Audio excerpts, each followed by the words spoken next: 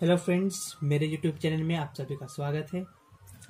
पिछले वीडियो में हमने विस्थापन और समय ग्राफ को जाना था और उनकी उस ग्राफ के जो मुख्य बिंदु है उन सभी मुख्य बिंदुओं की ओर हमने गौर किया था। आज के इस वीडियो में हम वेग समय ग्राफ की चर्चा करने वाले हैं। तो आइए शुरू करते हैं। वेग समय ग्राफ कंडीशन नंबर ए, जब वस्तु समरूप वेग से जा रही हो, when velocity is constant। यहां पर हम लोग वेग समय ग्राफ ड्रॉ करने वाले हैं। कैसी गतिमान वस्तु के लिए? तो ऐसी गतिमान वस्तु के लिए जिसका वेग समरूप है, मतलब कि समय के साथ साथ उसका वेग में कोई भी परिवर्तन नहीं आएगा। शुरुआती तौर पर जितना वेग था वही वेग हर समय अंतरालों में देखने को मिलेगा। तो आइए हम लोग चलिए एक ऐसी गतिमान वस्तु को कल्पना करते हैं। मान लीजिए उस गतिमान वस्तु का शुरुआती वेग जो था, प्रारंभिक वेग,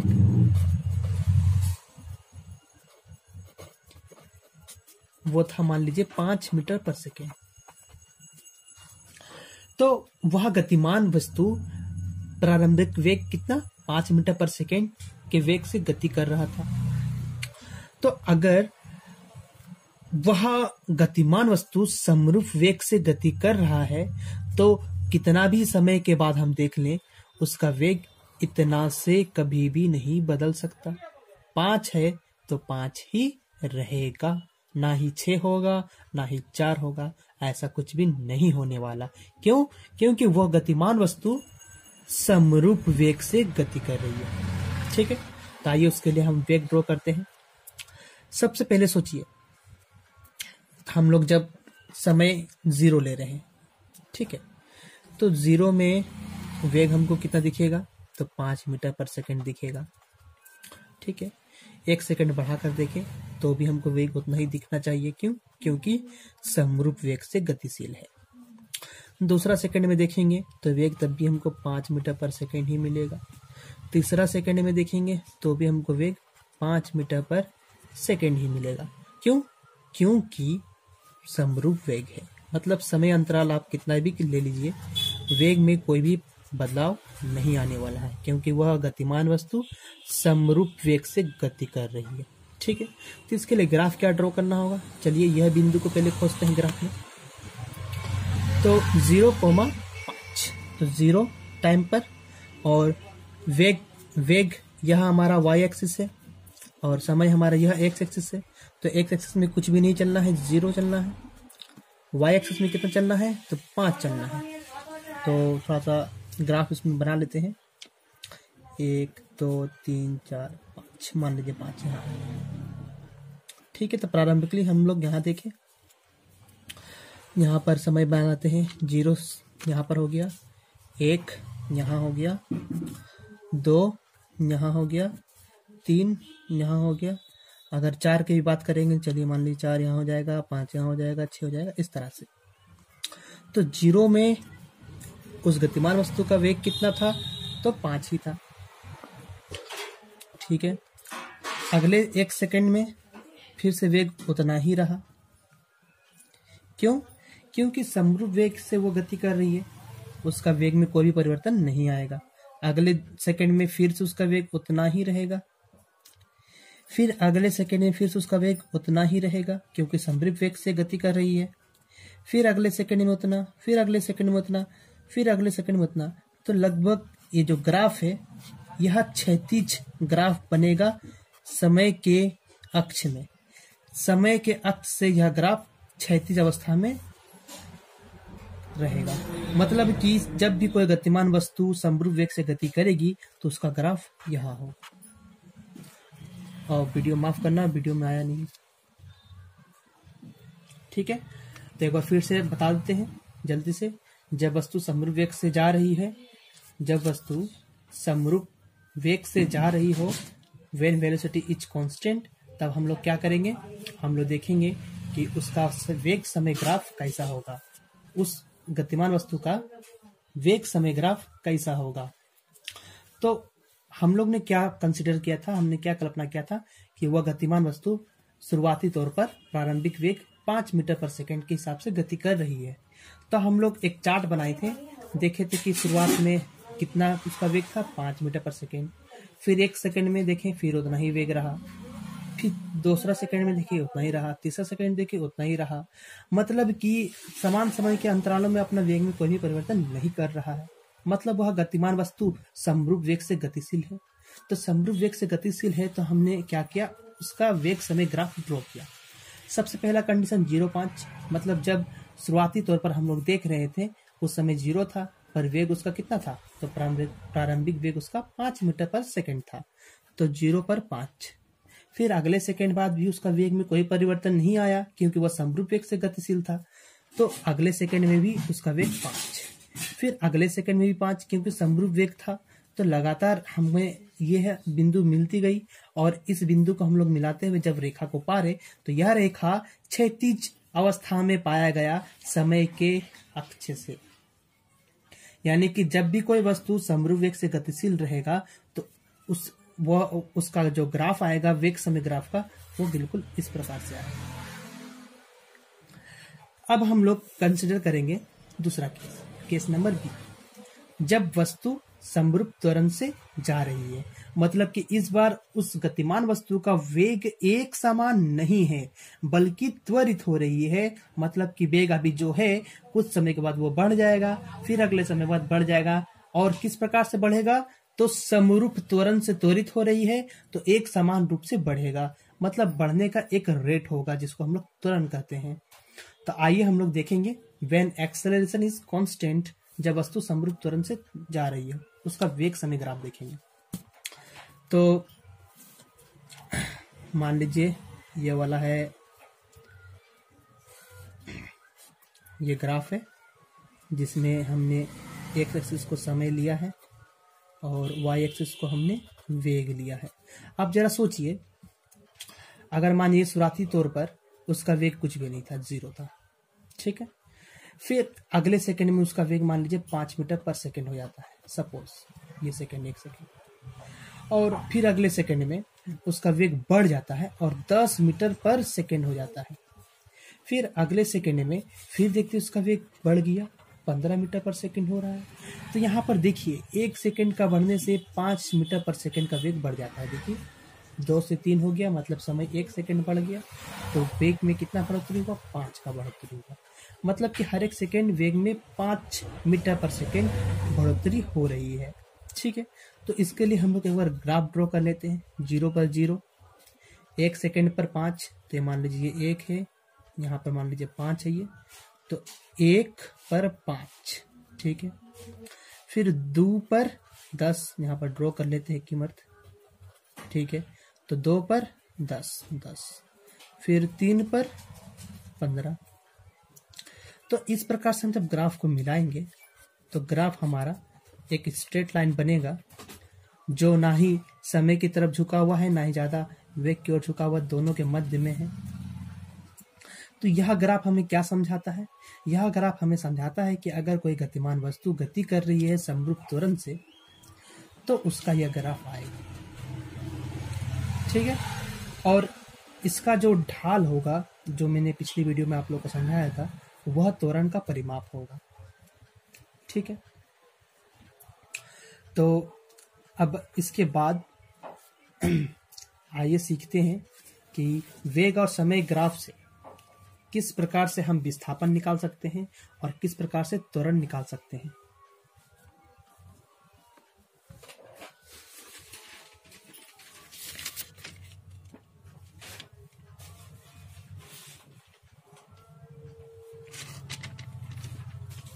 मैं पेज ढूंढ रहा हूं गाइस। वेग समय ग्राफ से विस्थापन और त्वरण का निर्णय।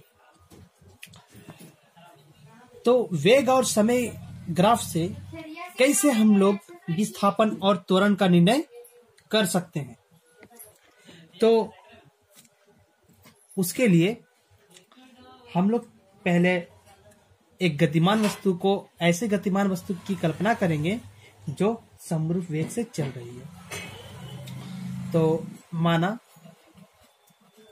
कि कोई गतिमान वस्तु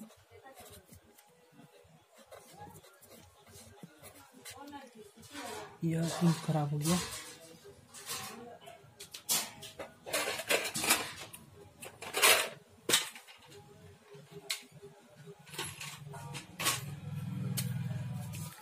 कोई गतिमान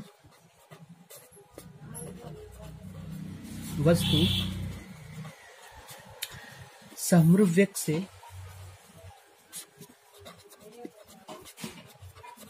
गतिशील है और वह समरूप वेग कितना होगा, तो मान लीजिए v है। ठीक है, तो समरूप वेग से है तो उसका कोई भी समय हम ले लें। ठीक है, मान लीजिए t समय अंतराल ले लें। मान लीजिए ये 0 समय है, यह t समय है।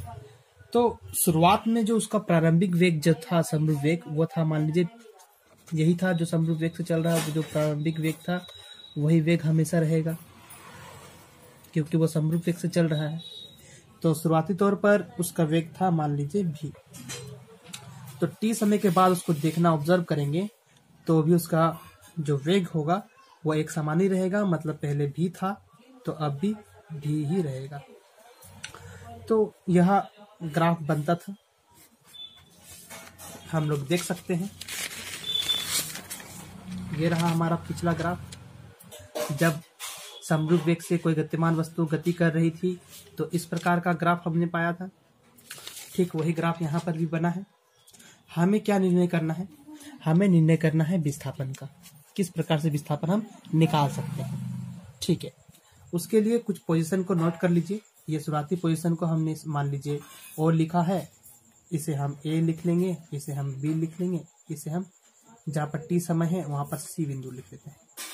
ठीक है, तो यहाँ पर गौर कीजिए, जो वेग का जो हमने फॉर्मूला आपको बताया था पिछली वीडियो में, वेग का क्या बताया था कि वेग जो होता है वो बराबर होता है विस्थापन बटा समय, यही होता है। तो यहाँ से विस्थापन क्या निकलेगा, अगर हम लोग क्रॉस मल्टीप्लाई कर दे तो वेग गुना समय बराबर विस्थापन मिलेगा। मतलब कि विस्थापन बराबर वेग गुना समय, यही मिलेगा। तो वेग गुना समय क्या होगा, विस्थापन होगा। ठीक है, यानी यहाँ पर तो प्रारंभिक वेग ही अंतिम वेग होगा क्योंकि यहाँ पर समरूप वेग है, एक समान वेग है, वेग में कोई भी परिवर्तन नहीं है, यानी वेग भी का भी ही रहेगा। समय कितना अंतराल देख रहे हैं, टी समय बाद देख रहे हैं। तो इस टी समय में वह गतिमान वस्तु कितना विस्थापित होगा, तो इतना विस्थापित होगा, v इंटू टी। अब यही चीज को आप गौर कीजिए ग्राफ में। तो देखिए ये जो लेंथ है ये होगा v, यहां से लेकर यहां तक की लंबाई v होनी चाहिए और यहां से लेकर यहां तक की लंबाई कितनी होगी, तो t। ठीक है, इस बिंदु B और C को मिला दे तो हमें क्या मिलेगा, OABC एक आयत मिलेगा। ग्राफ में OABC एक आयत मिलेगा और आयत का क्षेत्रफल का फॉर्मूला होता है इसका लंबाई गुना इसका चौड़ाई। तो देखिए इस आयत क्षेत्र का अगर आप क्षेत्रफल निकालना चाहें तो वो क्षेत्रफल कितना आएगा, तो इसका लंबाई का गुना इसका चौड़ाई के साथ करना होगा। तो लंबाई तो t है और चौड़ाई कितना है v, यानी कि इसका जो क्षेत्रफल होगा फ्रेंड्स वो होगा v गुना t। v है उसका चौड़ाई और t है उसका लंबाई, तो v गुना t होगा। तो v गुना t हमारा क्या दिया था, हमारा विस्थापन दिया था। तो यहाँ से हम लोग क्या समझे, हम लोग समझे कि विस्थापन जो मिलता है वेग समय ग्राफ से वह मिलता है जितना एरिया कवर्ड किया जाता है, जितना एरिया कवर होता है। तो कितना एरिया कवर हुआ था यहाँ पर, तो यहाँ पर एरिया मतलब कि क्षेत्रफल कौन सा? तो ओ ए बी सी का, यानी इसका क्षेत्रफल जितना होगा ठीक उतना ही वह गतिमान वस्तु विस्थापित हुआ होगा। ठीक है, तो इस तरह से हम लोग विस्थापन का निर्गमन कर लेते हैं ग्राफ से।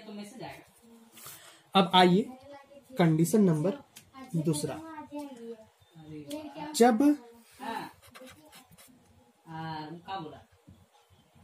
हम लोग अब त्वरण का निर्णय करेंगे, मतलब कि यह चीज क्या रहा त्वरण हमारा। देखिए वीडियो में यहाँ पर आ नहीं रहा, यहाँ पर देखिए त्वरण। हमने विस्थापन का जान लिया कि किस प्रकार से इसको निकाल सकते हैं, अब जानेंगे कि त्वरण किस प्रकार से निकालते हैं। तो उसका लिए हमें क्या अब कंसीडर करना होगा? तो हमें कंसीडर करना होगा कि वह जो गतिमान वस्तु है तो अब वो एक समान त्वरण से त्वरित हो रही है, क्योंकि यहाँ पर तो हम लोग त्वरण नहीं निकाल सकते वेग समय ग्राफ से। क्यों? क्योंकि यहाँ पर त्वरण तो जीरो है, वेग में कोई परिवर्तन आ ही नहीं रहा, समरूप वेग है, एक समान वेग है। वेग में परिवर्तन आएगा तो ना हम कहेंगे कि त्वरित हो रहा है, तो यहाँ पर तो हम लोग नहीं निकाल पाएंगे। उसके लिए हम लोगों को एक ऐसा ग्राफ कंसिडर करना होगा, ऐसा गति कंसिडर करना होगा जिसमें गतिमान वस्तु त्वरित हो रही हो। तो यहाँ पर हम लोग कंसिडर करेंगे गतिमान वस्तु कैसी है, तो एक समान त्वरित कर रही है, एक समान त्वरित हो रही है। या चलने बंद हो गई।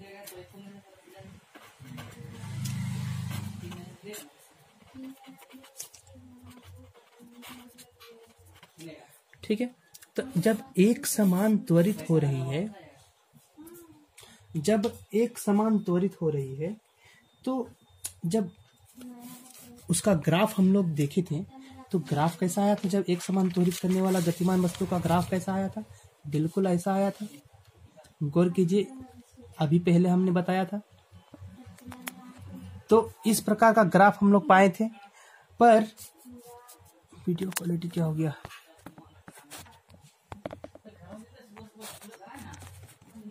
ठीक है, तो इस प्रकार का हम लोग पाए थे ग्राफ पर। अब हम लोग देखेंगे अब हम लोग देखेंगे कि गतिमान वस्तु जब एक समान से त्वरित हो रही हो तो किस प्रकार से उसका हम त्वरण निकाल सकते हैं। तो उसका लिए कंसिडर कीजिए, मान लीजिए हम t1 समय पर उस गतिमान वस्तु को देखें तो उसका था वेग, वो था v1। ठीक है, फिर कुछ समय बाद बीत गया, अब हमने फिर दोबारा देखा उस गतिमान वस्तु का, तब समय कितना हो गया? तो t2 हो गया। और उसका वेग तो बढ़ेगा ही, क्योंकि एक समान त्वरित हो रहा है, मतलब अभी जितना है फिर आगे समय के बाद बढ़ जाएगा, फिर आगे समय के बाद और बढ़ जाएगा, मतलब लगातार बढ़ता ही जाएगा। तो t2 समय में उसका वेग कितना हो गया? v2 हो गया। ठीक है, तो आइए ग्राफ में देखते हैं थोड़ा सा। तो मान लीजिए यह रहा हमारा 0 पर 0 था उसका वेग, t1 पर v1 हो गया था वेग हमारा, और t2 समय पर मान लीजिए v2 हो गया था हमारा वेग। ये रहा ग्राफ। ठीक है, जब एक समान से त्वरित हो रही हो तो ग्राफ इसी प्रकार से बनता था, हम लोग देख चुके। ये हमारा रहा t1 के लिए, ये रहा हमारा, माफ कीजिएगा थोड़ा सा इधर बनेगा, t2 के लिए। ठीक है, तो यहाँ पर हम लोग को निकालना है क्या? त्वरण निकालना है।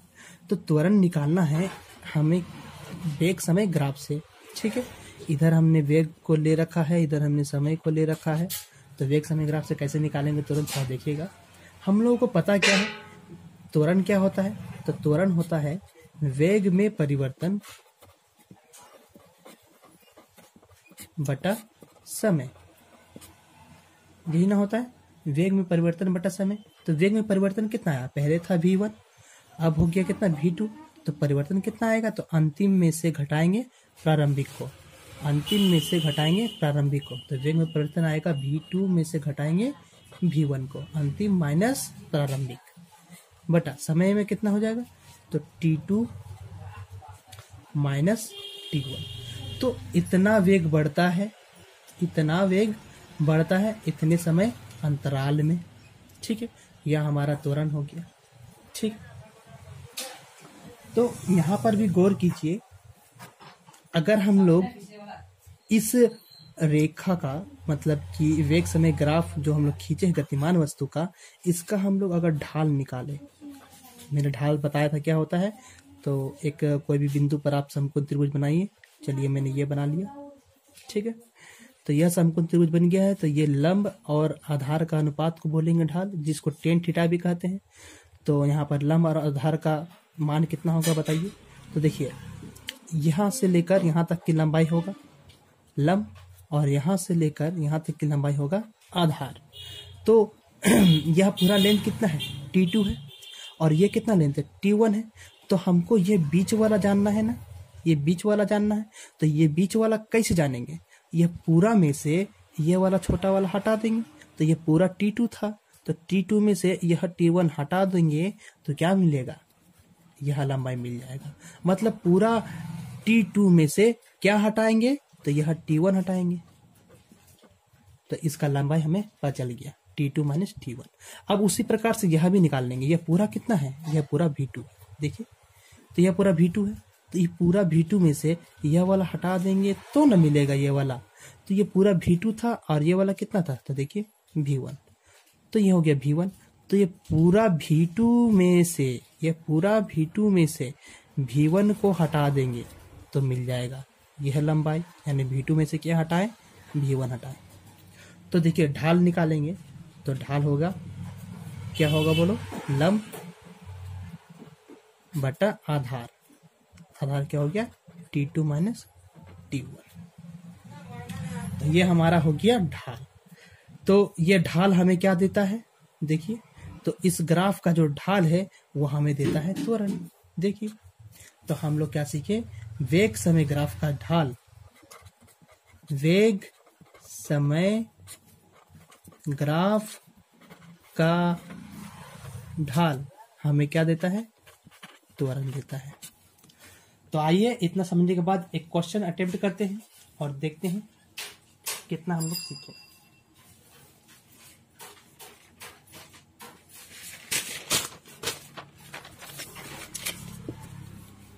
ये रहा क्वेश्चन, इसको हम लोग सॉल्व करने का कोशिश करेंगे। क्वेश्चन क्या कहता है, पहले ध्यान से पढ़ेंगे। क्वेश्चन कहता है एक पिंड का चाल समय ग्राफ में दिया गया है, ठीक है। तो निम्नलिखित प्रश्नों के उत्तर दे। तो एक पिंड का चाल, यह रहा समय ग्राफ, इसमें दिया गया है और निम्नलिखित प्रश्नों को उत्तर देना है। मतलब क्या प्रश्न को उत्तर देना है, खा नंबर प्रश्न को उत्तर देना है। और यहाँ पर तो गा नंबर लिखा ही नहीं मैंने, ओके, गा और ये गा नंबर का और घा नंबर का क्वेश्चन का आंसर देना है, ठीक है। तो पिंड चाल का समय ग्राफ दिया है, ये रहा ग्राफ। ये ग्राफ हमने देख लिया। सबसे पहला प्रश्न पढ़ेंगे, क्या बोला है, तो बोला है ओ ई। तो ओ ई किधर है, तो ओ ई इधर है, मैंने लिखना भूल गया था। यह डी है और यह सॉरी ओ ई डी और यह डी सी, ठीक है। तो सबसे पहले क्या बोला है, ओ ई डी तथा डी सी क्या सूचित करते हैं। तो हमें बताना होगा कि ओ ई डी और डी सी क्या बताते हैं। तो ग्राफ देखिए, चाल और समय का ग्राफ है। तो चाल और समय का ग्राफ को आप अभी वेग और समय ग्राफ की तरह कंसिडर कीजिए और समझिए। तो हमने वेग समय ग्राफ में देखा था कि इस प्रकार का ग्राफ शो करता है किस प्रकार का गतिमान वस्तु, तो वह गतिमान वस्तु जो एक समान त्वरित हो ना। तो एक समान त्वरित हो रही है जब लाइन ओ ई पर गति कर रही थी। गति मतलब जो ओ ई लाइन जो ग्राफ बना हुआ है, यह हमें क्या सूचित करता है, एक समान त्वरण। यानी ओ ई हमें क्या सूचित करता है, तो एक समान त्वरण हमें सूचित करता है, यानी कि समरूप त्वरण। और ईडी क्या सूचित करता है हमें बताइए तो जरा। ये ईडी लाइन क्या सूचित करेगा, तो ईडी देखिए यहाँ पर कोई भी वेग में बढ़ोतरी नहीं हुआ है, क्योंकि यह रेखा एकदम क्षैतिज है समय के अक्ष से। मतलब कि यहाँ पर वेग हमेशा समरूप रहा है, यानी ईडी रेखा में एक समान वेग रहा, एक समान वेग को ये सूचित करता है। तो एक समान वेग है तो इसमें त्वरण कितना होगा बता सकते हैं क्या, तो इसमें त्वरण होगा 0, क्योंकि उसका वेग में कोई भी परिवर्तन ही नहीं आया। अब परिवर्तन नहीं आया तो उसका त्वरण 0 होना चाहिए। अब देखिए ये डीसी लाइन क्या सूचित करता है, तो देखिए जरा धीरे धीरे क्या हो रहा है, ये वेग देखिए कम होते जा रहा है, हाइट लो हो रहा है, मतलब वेग कम हो रहा है समय के साथ साथ हाइट उसका वेग का जो हाइट यहाँ पर जो बार दिया है वो कम होते जा रहा है, मतलब वेग कम हो रहा है, मतलब डीसी हमारा मंदन को शो करता है। तो कैसे, किस चीज को शो करता है? मंदन को शो करता है। तो आइए देखिए, जिस प्रकार से ये गिर रहा है वो हमें शो कर दिया कि मंदन कैसा है। तो एक समान मंदन है, मतलब कि यहाँ पर त्वरित हो रही थी एक समान, तो यहाँ पर एक समान ऋणात्मक त्वरण हो रहा है, मतलब कि मंदन हो रहा है। ठीक है, मतलब वेग में परिवर्तन आ रहा है किस प्रकार से? तो वेग लगातार घटते जा रहा है और घटते घटते एकदम शून्य की ओर चला गया। तो हम लोग का नंबर प्रश्न को हल कर ली। क्या सूचित करते हैं? अब खा नंबर प्रश्न क्या कहता है कि त्वरण की गणना करें। तो त्वरण की गणना करते हैं। इस लाइन में त्वरण कितना होगा बताइए? ओई लाइन में कितना त्वरण होगा बताइए हमें? तो ओई में कितना होगा त्वरण? तो वेग में परिवर्तन बटा समय निकालेंगे हम लोग। तो देखिए, यहाँ पर शुरुआत में वेग 0 था, ठीक है। फिर हम लोग जब देख रहे हैं कितना समय बाद, 10 सेकंड के बाद, तो 10 सेकंड के बाद देख रहे हैं उसका वेग कितना था? 10 था। तो अंतिम वेग माइनस शुरुआती वेग, ये हो गया वेग में परिवर्तन बटा समय कितना है? तो 10 सेकंड में देख रहे हैं, यानी 10 बटा 10 कट गया, आया 1 मीटर पर सेकंड स्क्वायर। तो यह त्वरण था। ईडी लाइन में तो आपको पता है कि समरूप वेग से गति कर रही है, यहाँ पर त्वरण 0 होगा, और डीसी लाइन में मंदन हो रहा है। तो देखिए, शुरुआत में वेग कितना है? तो देखेंगे 10 है, अंतिम में वेग कितना हो जाता है? 0, ठीक है, बटा यहाँ पर अंतिम माइनस, गलती हो गया, यहाँ पर अंतिम माइनस प्रारंभिक करना होगा। अंतिम 0 हो गया था और हम लोग 10 से देखने स्टार्ट किए, बटा फिर आके समय देखिए कितना हो गया। तो यहाँ से हम लोग ऑब्जर्व कर रहे हैं 30 से लेकर 40, तो 40 माइनस 30 समय हो गया, तो आ गया -10, फिर से आ जाएगा 10, तो कट गया -1 मीटर पर सेकंड स्क्वायर का त्वरण उत्पन्न हुआ। यानी कि इसको आप कहेंगे अगर पॉजिटिव में, तो 1 मीटर पर सेकंड स्क्वायर का मंदन हुआ। मंदन लिखेंगे तो आपको माइनस लिखने का जरूरत नहीं पड़ेगा, समझ में आ जाएगा। ठीक है, तो यह हो गया हमारा खा नंबर का हल।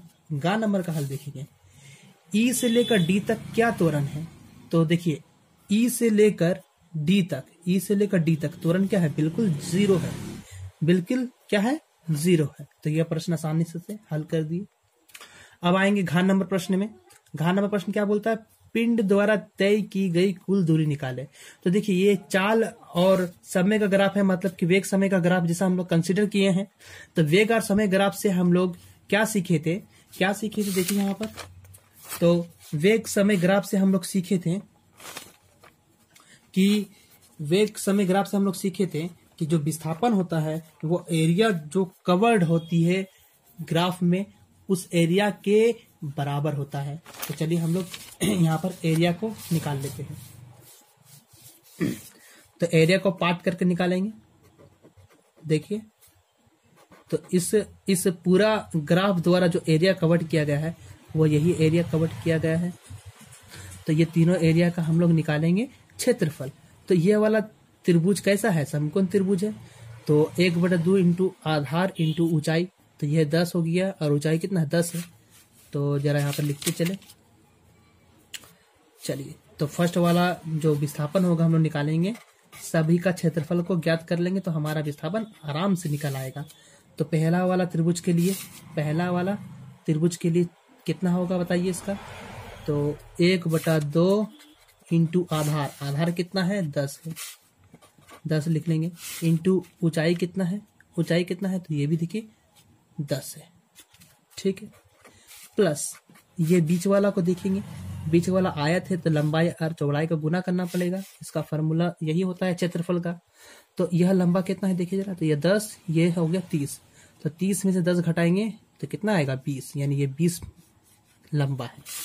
तो लिखेंगे 20 गुना चौड़ाई कितना है? तो ऊंचाई देखिए, ऊंचाई ही इसका चौड़ाई है, मतलब कि 10 ही है, प्लस इधर वाला कंसीडर करेंगे तो ये भी देखिए एक समकोण त्रिभुज बनाया हुआ है। तो इसमें आराम से हमें आधार और ऊंचाई मिल गया है। तो 1/2 इंटू आधार कितना का होगा? 30 से 40 गया, मतलब 10 गया, और यहाँ पर देखिए उठा है कितना ऊंचाई, तो 10 मीटर सॉरी बोल रहे 10। तो देखिए यहाँ पर कंसिडर हम लोग जो किए थे उससे हम लोग निकालेंगे विस्थापन। तो 2 से हमने 10 को 5 बार में काटा, यहाँ पर भी काटा, 10 बचे 50 प्लस 20 गुना 10 यानी 200 प्लस 5 गुना 10 यानी 50।